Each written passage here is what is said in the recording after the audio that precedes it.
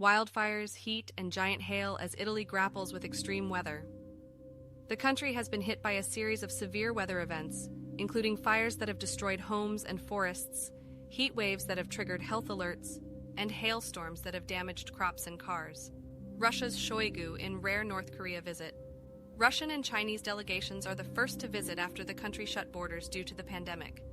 The visit comes amid speculation that North Korea may be preparing for a major military parade or a missile test. Israel passed a bill to limit the Supreme Court's power. The controversial law, which was approved by a narrow majority in Parliament, allows the government to override the court's rulings on constitutional matters. Critics say the law undermines democracy and the rule of law. Australia's football inequality. Despite being one of the most successful teams in the world, Australia's women's football team, the Matildas, face significant challenges in terms of pay, facilities, and opportunities. A new documentary explores their struggle for recognition and respect. China executes kindergarten teacher after poisoning students, killing one. Wang Yun was sentenced to death for deliberately poisoning 25 children with sodium nitrite in 2019, causing 1 death and 23 injuries. The court said she had a dispute with a colleague and wanted to take revenge. Indian spaceship bound for Moon for the first time since failed attempt in 2019. India's space agency has launched its second lunar mission, Chandrayaan-3, which aims to land a rover on the Moon's south pole.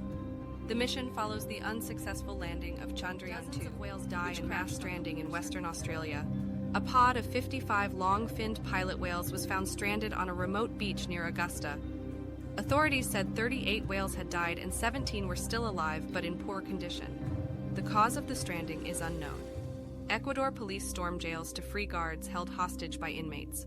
More than 100 prison guards were taken hostage by inmates who demanded better living conditions and an end to overcrowding. Police used tear gas and stun grenades to rescue the hostages and regain control of the prisons. Ghana Parliament votes to abolish death penalty. The West African nation has not executed anyone since 1993, but still had the death penalty as a possible punishment for murder and treason. The parliament voted unanimously to replace it with life imprisonment. AI creates images of what Argentina's disappeared children could look like today. A human rights group has used artificial intelligence to generate images of how 109 children who were abducted during Argentina's military dictatorship might look now. The group hopes the images will help reunite them with their families.